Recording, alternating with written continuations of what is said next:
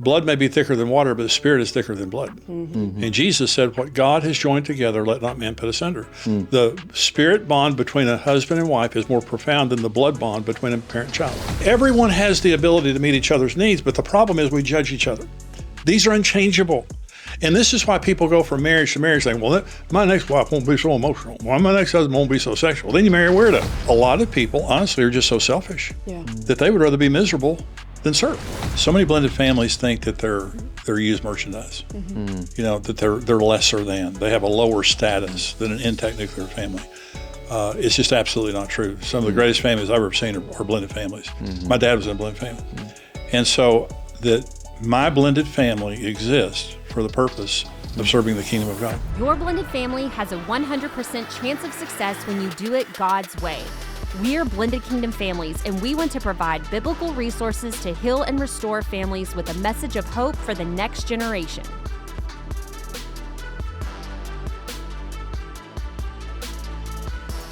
Hey guys, welcome back to the Blended Kingdom Family Podcast. We are so excited you're here with us today, and this is an episode you are not going to want to miss. It's going to be awesome. So before we do, if you haven't already, like, share, comment, subscribe. We'd love to notify you every single week when a new podcast drops. And today, our dear friend, Pastor Jimmy Evans, is with us. It's been a while. I've been very offended. Yeah. Why y'all didn't call me. Well, I was reflecting back. The first time we had Pastor Jimmy on the podcast, we were just getting to know you. And I remember being extraordinarily nervous. I remember. And we were talking about divorce, remarriage, and what the Bible says. And so, it was a hot topic. It was. And so that was, Well, in the years since, we have, partnered with EXO so intimately and love that, sit on the board with you, and just gotten to be so just great friends and just so appreciative of your friendship and your family. I mean, it's a big part of our life now. We love you guys. Yeah. So we're excited. Vanessa's going to give a little intro. Well, I don't know that I need to give much of an intro because I think everybody knows Pastor Jimmy, and we all love you, and he's always been my giant in the faith. But in case you don't, Pastor Jimmy and his wife Karen have been married for 51 and a half years, you guys. So we have so much wisdom, so much to learn. And they have 2 married children and 5 grandchildren. Great kids. We love them. Yeah. Jimmy is also a longtime pastor, Bible teacher, best-selling author. He's the founder and president at EXO Marriage, which is a ministry devoted to helping couples thrive in strong, fulfilling marriages. And Jimmy and Karen speak at EXO conferences around the nation, and they host Marriage Today with Jimmy and Karen, a nationally syndicated broadcast television program, and as well as a weekly podcast with the same name. But also, Jimmy, you are the founder of endtimes.com in the tipping point. Prophecy. So, yes, prophecy. So be sure to check that out as well. Well, the wisdom that is out there is tremendous. So all you have to do is plug into a resource and you'll find your answer. But today, we're going to dive into, you've been delivering a new message this last year, and it kind of reflects on a lot of what we experience when we're coaching couples.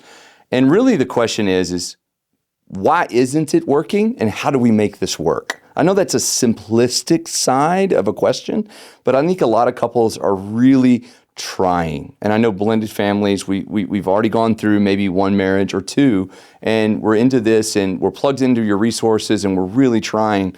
But for some reason, God made us different and I don't understand what to do now. Yeah. So that's, when Karen and I met, we both were very ignorant about marriage, but we're also ignorant about each other because we are inherently different. And I talk about the bad differences and the God differences. Now, I think that probably 90% of people who divorce are in this trap, is they have differences. These are dangerous. These are unchangeable. And they're dynamic. God makes us different. Okay, so if you get rid of the bad differences, which you can very easily, and understand and accept the God differences, it's beautiful. And most couples that divorce, they think there's something wrong with the other person. Well, one of the things they think is wrong is they're different. So, if you go online, like online dating, and you match in every single category, you get this concept that I just found somebody just like me. They're not like you. I don't care how many boxes they check. They ain't like you. Yeah. When you get married, you find out that we're just very, very different from one another.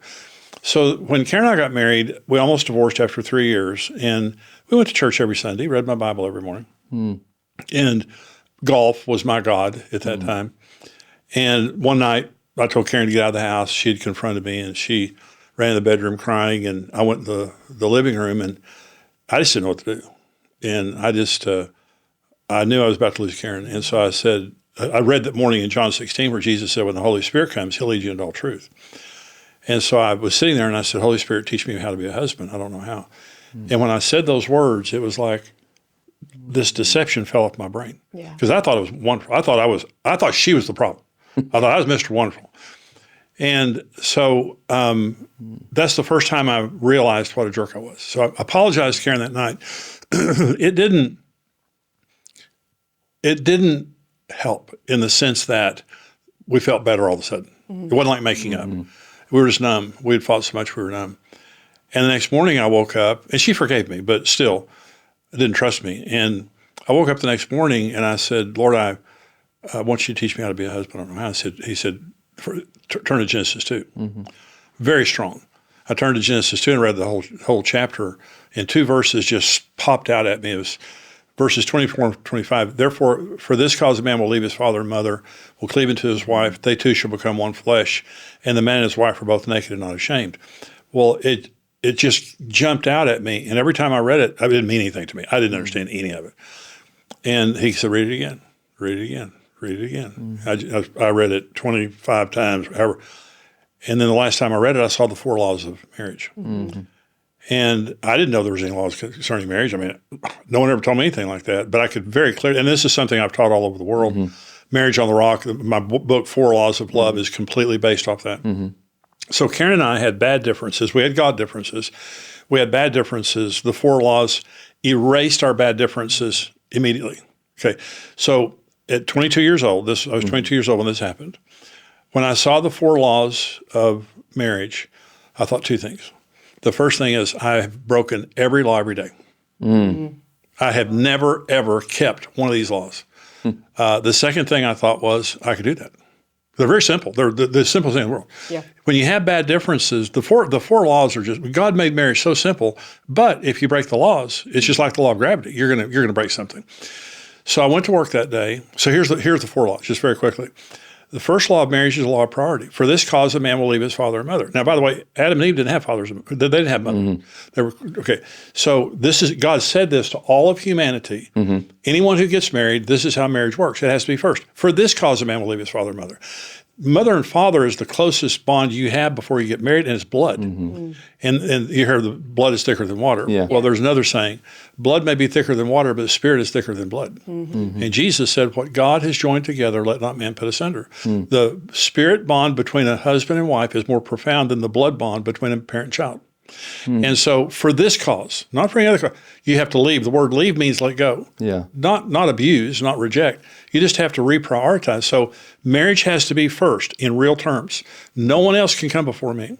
So with Karen, golf, I told her very clearly. When we were in high school, I told her, my friends are more important than you. Don't come between me and my friends. That's Mr. Romantic.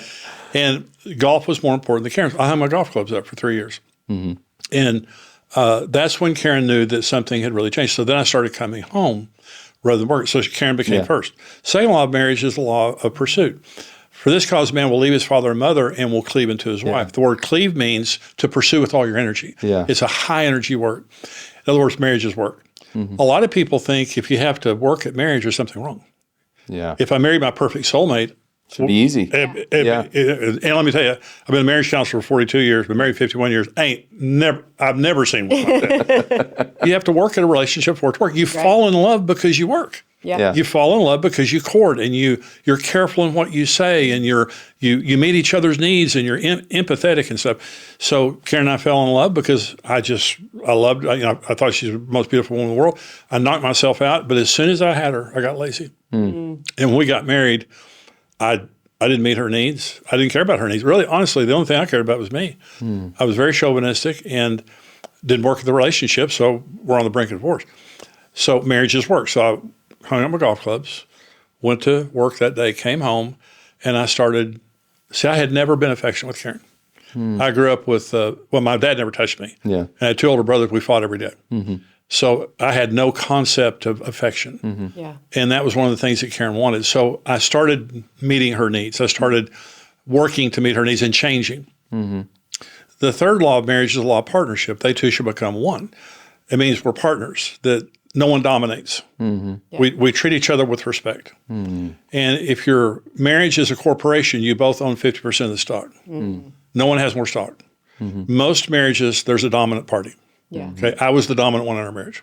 And that means I have more stock, that my voice means more. And it also means I disrespect you. Okay? And so I came home, I repented to Karen for that, and I began to treat her as an equal. Made all of our decisions together, didn't bully her, anything like that. The fourth law is the law of purity. It says the man and his wife were both naked and unashamed. Well, God made this beautiful, intimate relationship where, can you imagine being naked and just not thinking anything bad about it, like a 2-year-old, at the grocery store or something? We got lots of sons who really believe that being naked is good. Walk around naked all the time. Well, that's the way God made Adam and Eve until they sinned. Yeah. And when they sinned, they had to hide their genitals from each other. Well, their genitals are where we're different and where we're most sensitive. And so when you're happily married and you have a purity in your relationship, you can handle your differences and your sensitivities. When you're not careful and when you're sinning against each other, you have to begin to hide because I don't trust you. That's good. I don't want you to know where I'm sensitive and different because you make fun of me and you hurt me. And so I was very verbally, I would say, abusive at times to Karen. And when I went to the bedroom that night, when I repented to her, I said, I'm sorry. And she said, your mouth. You've devastated me with your mouth. And I had. So the law of purity means I have to be careful in what I say and do. And when I do something wrong, I have to take responsibility for it. Not blame. Blame transfer was the original sin of marriage. God told Adam something wrong. He said, that's that woman. She said, that's the serpent. So I became an expert at saying I'm sorry. I had never said I was sorry ever in our relationship one time because I always blamed her. And then I became an expert at saying, I'm sorry, it was wrong, and will you forgive me? And so I put her first. I worked at the relationship, treated her as an equal, and I was careful. Those are the 4 laws of marriage. That's how hard it is. Yeah. So within a couple of weeks, we liked each other again. And we enjoyed being with each other. We started laughing again. Can't remember when we laughed. And then within a month or two, we were deeply, passionately more in love than we had ever been. And in 48 years of marriage since, we've never been back there. And so when those are bad differences. All the bad differences evaporate in the presence of the 4 laws. Why do you have bad differences? You're not putting her first, each other first. You're not working at the relationship. You're disrespecting each other, and you're not taking. You're not careful, and where you're sinning, you're not taking responsibility for it. So at 22 years old, without a preacher, by myself, with my Bible, 2 verses, by the way. 2 verses. Yeah. Produced a whole book. Yeah. So that we've taught people all over the world about that. Yeah. So it transformed our relationship. Now, but didn't take care of all of our problems because we had God differences that I didn't understand. Yeah. So let me talk about several different kinds of God differences. The first are basic needs. Yeah. So a man's 4 basic needs are, number 1 is respect. That's our mega need. Sex. 70% of men are more sexual than their wives. The third is friendship. We want to be buddies with our wives. We don't want them to mother us. We want to be buddies. We want to hang out. And we want domestic support, which doesn't mean that the wife does all the housework. It means that we want our wives to be domestically centered because women have the capacity to nest. When men make a bed, there's 1 pillow. When women make a bed, there are 14. As there should be just 1 pillow because all you use. Though it doesn't look as pretty as when there are 14 pillows. Yes, definitely 14 pillows. But we love living in the home that our wives made. And so those are a man's 4 basic needs. That's not the woman's 4 basic needs. Yeah. Security is her mega need. She wants to feel secure. A sacrificial servant husband makes her feel secure, who's in touch, and she knows she can connect with easily. A woman's second basic need is open and honest communication. They want details and emotions. They want the whole package. Why are you looking at me? Just a reminder. It's awkward. It really is hard. It really is when you start like giving advice and she was like, And we all know you're the problem. yeah, exactly. But it's open and honest communication, and this was very hard for me. I thought Karen was nosy, and So I thought, well, when you're trying to kill a monster, you don't feed it, you starve it. And I thought, well, I'm going to starve that nosy monster. Information is just going to keep feeding it. And I learned that this was a legitimate need, and I began to talk to her, which transformed our marriage. The third need that a woman has is soft, non-sexual affection. But the interesting thing for men listening, the more verbal you are and the more affectionate you are, the more sexual she becomes. Okay.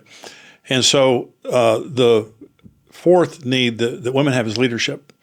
They don't want to be dominated, but they want their husband to be the loving initiator of romance, finances, children, spirituality, those types of things. Honey, I want to talk about something. We're going to make this decision together, but he becomes the initiator. Well, this can be different because sometimes you have a woman more sexual, a man more talkative or whatever. Sure. But these are the four basic things. Well, we meet and we think there's something weird about you. You know, a man asks for sex. She says, "You're a pervert." No, I'm just a man. I'm just a man. Yeah. You know, and she wants to talk, or whatever. You're nosy, and I don't want to talk. So we judge each other for our differences. These are unchangeable. Yeah. You can't change these. Yeah. And when you reject this, you have a normal husband, you have a normal wife. And see, here's the point: you can't have a good marriage if you're not willing to meet a need you don't have. I don't need to talk like Karen does. I don't need to be held the way she does. I don't need the things she needs, but she does. If I could meet my own needs, I wouldn't get married. And the problem with getting married is now I can only shop in your store. I'm sworn to fidelity. Yeah. So, by the way, when we were dating, I was checking your store out, and I liked it a lot. And I thought it was a great store. Now we're married, the shelves are clean, and the clerk has an attitude. And so the point being, everyone has the ability to meet each other's needs, but the problem is we judge each other. These are unchangeable. And this is why people go from marriage to marriage saying, well, my next wife won't be so emotional. Well, my next husband won't be so sexual. Then you marry a weirdo. Because, you go find someone that wasn't like them. If you marry someone normal, they're not like you. And so compatibility is based on values and character, not sameness. You can't find sameness. And if you think someone's just like you, they're faking. And the day after you get married, you're going to figure out who they really are. And so we celebrate this. There are rejected differences, there are tolerated differences, and there are celebrated differences. I rejected Karen. A lot of people say women can't live with them, can't live without them. That's tolerated. I'm so glad you're different than me. If 11 quarterbacks ran out on the field, you'd think that was weird. Yeah. But somehow we think we're supposed to be just alike.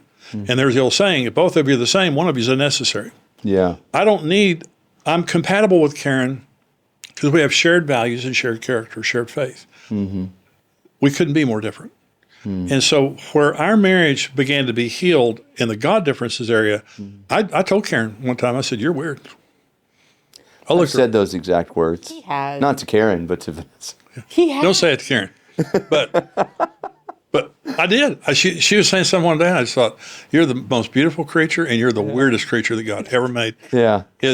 But when you say that, it's going to affect your marriage. Roll your eyes, again, like that. No, hey, I love loving you. The most important assignment that I have in my life is Karen Evans. It's the most important thing in my life. Yeah. God put me on the earth to serve her, to love her. It's the most important thing. It's the most important stewardship I have in life. And when I began to accept Karen and her differences, she began to accept me. It helped tremendously. We're talking about money languages for just a minute. I'll jump in because I'm talking a lot. No, we're getting the wisdom. I got questions, but you keep going. Well, we couldn't talk about money. It was a radioactive issue. Yeah. And I read an article by a guy named Kenneth Doyle, and he's a financial psychologist at the University of Minnesota. And he found that people have 4 basic money languages, that we don't see money the same. Yeah. Now, you think we do, we don't. And most couples don't have the same money language. So there's driver, money means success. There is amiable, money means love. There's an analytic, and money means security. And there's an expressive, and it means acceptance. Okay, so the driver wants to show you my house, my car. I'm going to tell you I love you by showing. The amiable is love. Money means love. Okay, it means relationship. The analytic, it means security. I'm going to save it. But the expressive, I'm going to go shopping, and I'm going to buy you some clothes so people will like you. Okay, so this is the truth. I'm going to join this club over here. To them, it means acceptance. Yeah. And so this is hardwired. Into you. Karen is an analytic. I am an amiable.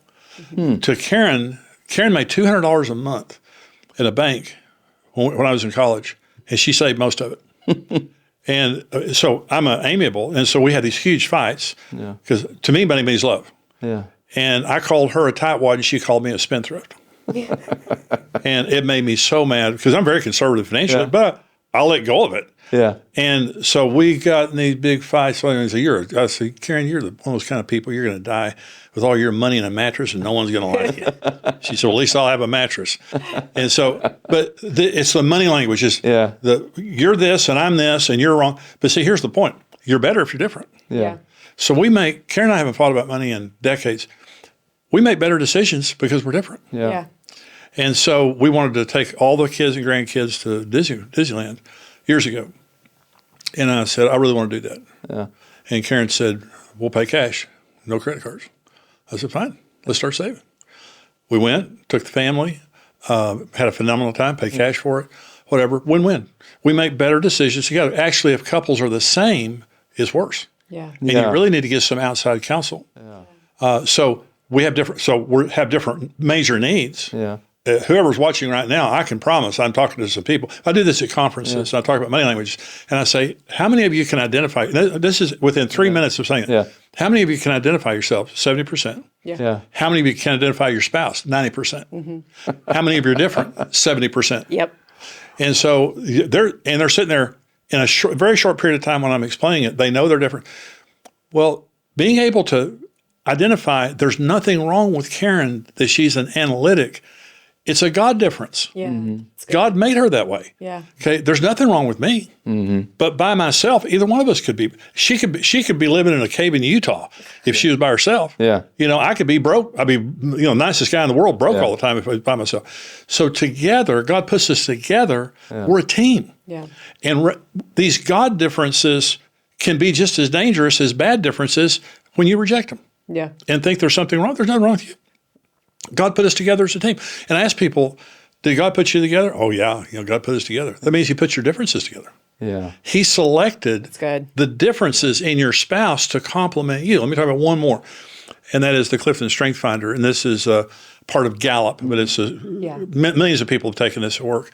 32 strengths, and you can go on the Clifton Strength Finder. Your top 5 are the most important. Mm-hmm. But I wrote a book with a strength expert named Alan Kelsey, and it's called Strength-Based Marriage. Mm-hmm. And so Karen and I took the test, all 32 of there, and we got our results, all 32, but the top 5.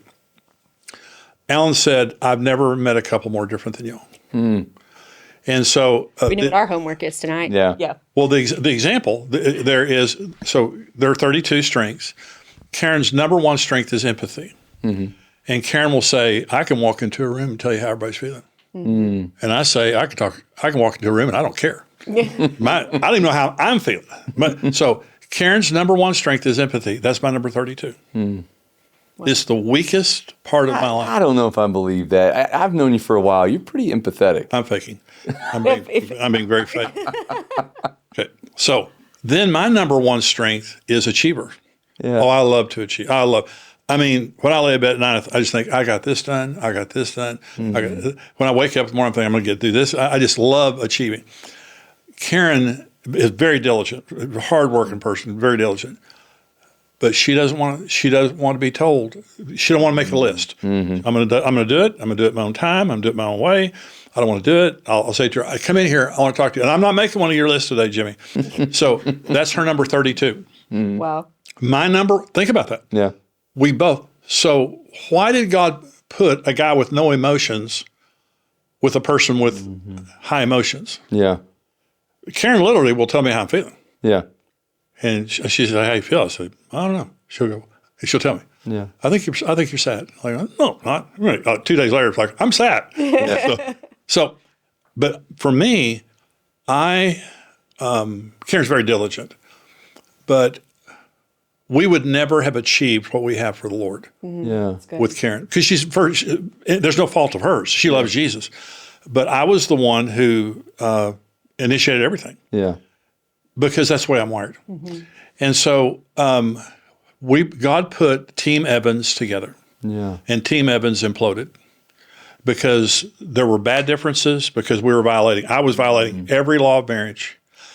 And there were God differences that we rejected in each other Yeah. and began to blame and judge.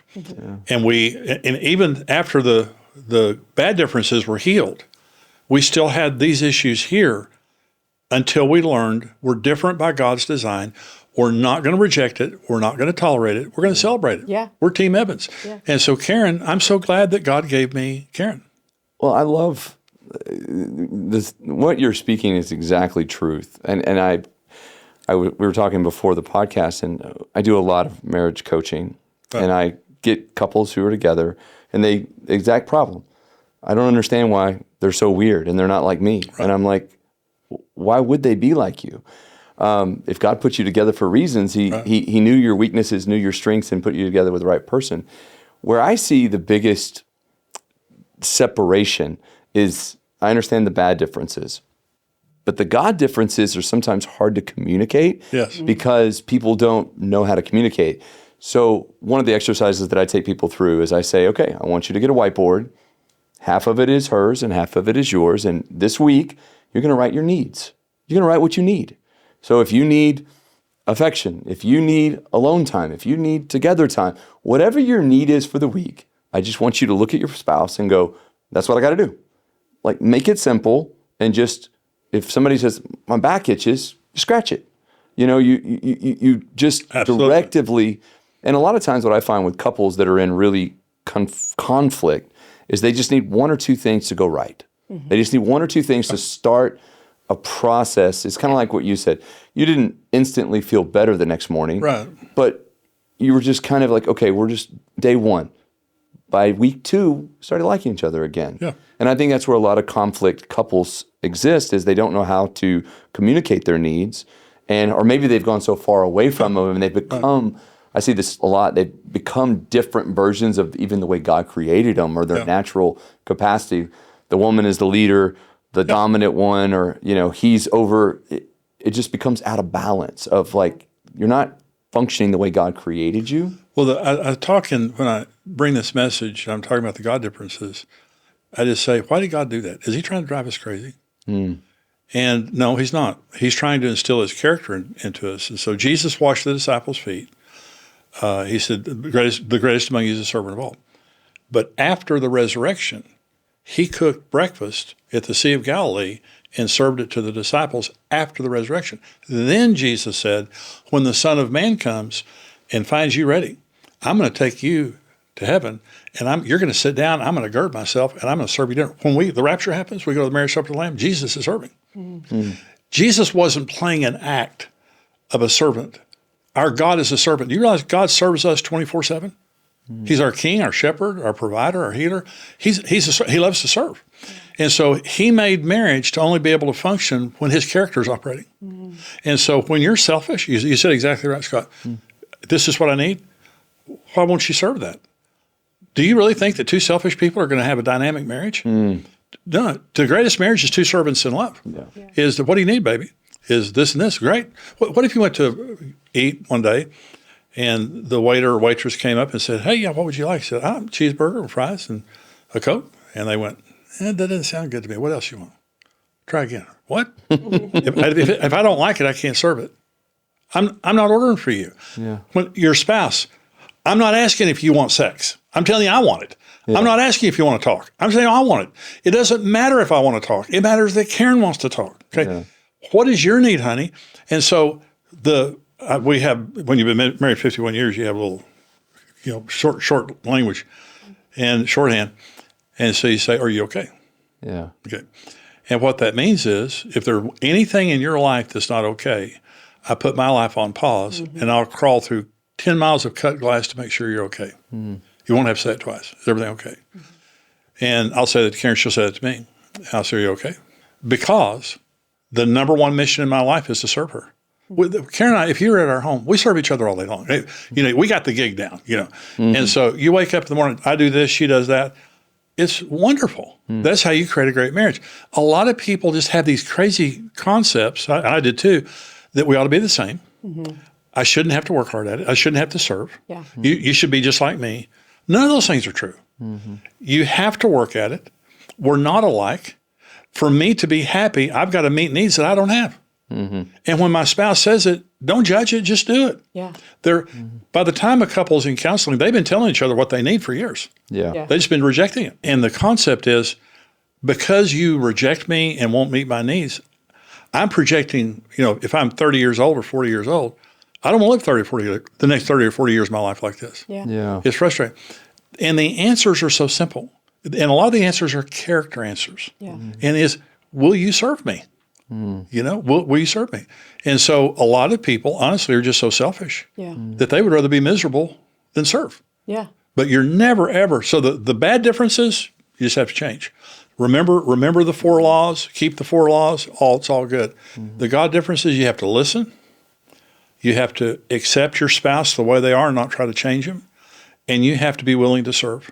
And when God puts us together, he puts a team together, but the team has to both function. It's not about one person doing it, it's about both people doing it. Marriage is a win-win deal. Yeah. Is when you do it God's way, both the husband and the wife are happy and fulfilled. Yeah. And the goodwill just continues to grow. When one person stops serving, starts rejecting, criticizing, breaking the 4 laws, it all breaks down. Yeah. I think, servanthood, when I think about servanthood and serving one another, I just think about opportunity, and that when we're not serving our spouse or even allowing our spouse to serve us, it's like we're hindering the opportunity for God to either speak in and through us to do something in our spouse's life or vice versa. And I think there's so much, that's the beauty in that. And I think in the beauty in marriage that we miss out on a lot. I remember when Scott and I first got married, just even spiritual differences. He's a knower, I guess, so to speak. Like he knows I'm a dreamer and a visionary person. And so even like when it came to like making hard decisions that we were praying about, and it was like, well, I feel like the Lord is saying this and this. And, we had to learn how to appreciate each other's differences. We're still learning. Oh, gosh. Spiritual gifts is I should incorporate that into the message because we have different spiritual gifts. Yes. Yeah. And as we have grown to appreciate that, I love it when he never dreams, but when he does, I feel like they're so prophetic and I'm like, oh my gosh. And I love that he'll seek my wisdom on that. And then also when I'm trying to make a business decision or something with the ministry, he has years of knowledge in that. And I love that he's able to speak into that, and then learning to trust that. Because I think when we first got married, it was like, oh, I don't know. And there was this, kind of wall, so to speak, of that it's like I trusted you, but I didn't fully trust your wisdom or your leadership or whatever that was. Yeah. But over time, as I've given you those opportunities to serve me and as I've had the opportunity to serve you, we have built that foundation of trust. And so I know that if you speak something or you're saying, babe, I feel like God, I'm like, okay, I trust that. And if you said that, then, I trust that you're hearing from the Lord, you're seeking him. And so, and the trust comes from faithfulness. It comes from every day you do the right thing. And the trust is the foundation of intimacy. Yeah. And to the degree that I trust is to the degree that I open up. And that's really the prize of marriage. Intimacy is the prize of marriage, but it requires the consistency and the trust that we both build by doing the right thing every day. And when we do something wrong, we take responsibility for it. But when we got married, marriage was, the concept of marriage was so, I just had no concept. Every thought in my mind was wrong. Yeah. And we suffered and almost divorced. Today, because of God's grace in saving our marriage, but also because God gave me an understanding of marriage. I just understand it. And to me, it's just the most wonderful relationship on earth that God created in this way. And if you respect it, it's just the most fulfilling thing in the world. Yeah. And but God's no respecter of persons. The 4 laws of marriage, by the way, it's like the law of gravity. When you jump off your house, the gravity doesn't care who you are. Yeah. It's going to drag you down. You're going to get hurt. So when you break one of these laws, it's not a personal thing. It's just when you break the laws, they're going to break you. Yeah. But the God differences, God wants us, they're God differences. God put these things in there. And when you see those things as being a part of God in your spouse, and you value that, you're valuing God. You're honoring God. Yeah. But that's what makes your spouse feel so special. You've been in the room with relatives like an aunt and uncle or something. They just fight all the time, disrespect each other. Nothing's more miserable in the world. You flip that around, is someone that just adores their spouse. Yeah. And you can learn to do this. You did it first, but then you learn to do it, and it's so pleasant to be with people that they just really appreciate each other. Yeah. When you said something, I just want to touch this real quick because I think this is the part where people miss, is they feel like they either naturally are prone to be married, which I don't agree with, versus they learn to be married. Oh, absolutely. And that's what I really try to encourage people when I counsel them and saying, hey, don't hate yourself because you don't understand or that you can't figure it out yet. If you are on a process of learning, you can be on a process of tremendous success. If that is and that's what I love about XO, that's what I love about so many resources. It's like you send couples out. Most couples just go into the desert with a single bottle of water and like, well, I hope we make it. Yeah. Versus going back to the well consistently over time, constantly learning. Vanessa and I are not the same we were 11 years ago. No. I'm different. She's very different. Very different. That's not who I want to be married to today. I want to be married to who she is now. Right. And who we are going to become and who we're going to learn to become. Because we want to be in that constant learning phase. And that's what I think couples... When you're married, you're married and you respect each other and you're doing the right thing, you grow. Yeah. Yeah. You grow. You change. Because God puts you in each other's lives for that reason. That's why God says it's not good for Adam to be alone. He needs an Eve, and Eve needs an Adam. It's just the things that God does in a marriage are miraculous. Yeah. Because we're loving each other. We're God's agent. God wants to use you to love your spouse. God needs a human to physically love your spouse, and you're that human. So every time you love your spouse, you're letting God love your spouse. That's just such a powerful environment. Love it. That's so good. So we're going to end with two things. One, I'm going to ask a simple 1, 2, 3 question. Okay. So if there's a couple watching today and they're saying, all right, Pastor, tell me 3 things that I want to do in the next 12 months, how I can learn and implement the things that you're talking about. What are the 3 things that you would tell them, either whether resources or whatever that may be, to say, how can I learn to do what you're talking about? I would apologize to your spouse. If I've been talking and you realize that you've broken some of the laws of marriage, or that you've disrespected your spouse, I would go to them very humbly and say to your spouse, I'm so wrong. I'm so sorry. I've hurt you. And I'm really sorry. And take the bad differences, evaporate for the 4 laws, commit to the 4 laws. And regarding the God differences, repent to your spouse if you've disrespected or rejected them. And just say, I accept the fact that you're different, and I won't reject you anymore. I'm not going to make fun of you anymore. I'm not going to withhold from you anymore and not serve you. That's the number one. You've got to clear the slate. Yeah. The second thing I would say is, say to your spouse, I'm committed to serving you and meeting your needs. And it doesn't matter. Now, I'm not talking about sin, but I'm talking about it doesn't matter if I need it or not. I want you to tell me when you're hurting, when you're needy, when we just want something. And I want you to know the number one commitment in my life, other than Jesus, is serving you. You're never a bother to me. You're not a distraction. So I'm committed to serving you. The third thing I would tell people to do is read the 4 Laws of Love, or listen to it. It's on audiobook. It's the most important marriage book I've ever written. And it's very practical. It talks about sex, finances, communication, all that kind of stuff. But it goes in order of the laws. It will make it the Bible of your marriage. Just make it this is how we're married.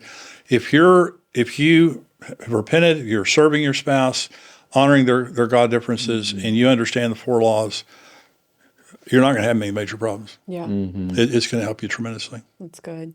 Love it. Yeah. Love it. All right. Final question.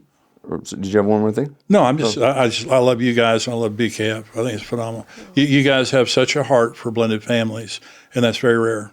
And I appreciate how y'all have sacrificed to build such a fantastic ministry. It really is phenomenal. Thank you, Pastor Jimmy. Well, the one thing he knew when he put us together is that the purpose was going to be greater than just the day-to-days. Right. Yeah. So, and we're still living that out. Just like you and Karen. Yeah. It's a journey. Yeah. But thank you. Kind words. The name of our ministry is Blended Kingdom Families. You've answered this question once before. Yeah. What is a blended kingdom family to you? Well, I like the word kingdom because it's the purpose of everything we do. Jesus said, pray every day, yours is the kingdom. And we get trapped in the little story, and we forget the big story. The little story is, I'm this person who has these needs, and these hurts, and these issues, and these fears. The big story is there's a king on a throne in heaven who has a kingdom, and there's a battle between good and evil, and we're a part of that. Yeah. And we can be any part of it we want to be, but I want to be like a blended kingdom family. The reason I think that's such an important way to say that is because so many blended families think that they're used merchandise. That they're lesser than. They have a lower status than an intact nuclear family. It's just absolutely not true. Some of the greatest families I've ever seen are blended families. My dad was in a blended family. And so that my blended family exists for the purpose of serving the kingdom of God. Yeah. And at some point in time in your life, you have to answer the question of why you're here. And I'm here to glorify Jesus and build his kingdom. That's the whole purpose of Karen in my life, is we're here to glorify Jesus and build his kingdom with whatever family we have, with whatever giftings we have, whatever opportunities we have. And so I think that, again, we struggle because we're trapped in this little story, in this little story down here. Well, that's not the story. The Bible is a story of a kingdom and a king. And so I want to live in the big story. And I think the blended kingdom family, I like that because we're kingdom, incorporating blended families. And I think when you live in the bigger story, you just have a much greater happiness. Yeah. Joy. I love it. Well, we hope that you've enjoyed this. If you would like to hear more on Jimmy Evans and his teaching, again, you can go to exomarriage.com, look at all of your resources. Yeah. You can also go to endtimes.com. You do serving on the board, you have two things. You have end times and marriage. These are your two giftings. But you do tremendous, tremendous work when it comes to Bible prophecy and those aspects of interpretation. So, loved having you here. Love you, your family. Yeah. Looking forward to hopefully not 3 more years until you're back with us. Well, that's not up to me. Yeah. I'm not going to sit by the phone, I can tell you that right now. Well, we're excited and thankful you were here. Thank you. Thank you, guys. Guys, thank you all so much for joining in. Hope you've enjoyed this episode. Take care and have a wonderful day. Be blessed in all that you do. Hey friends, so glad you were here with us today, and I hope you enjoyed today's episode. You can find more resources from Blended Kingdom Families at blendedkingdomfamilies.com. Join us again next time as we talk about more blended family topics. Be blessed in all that you do, and remember, nothing will be impossible with God.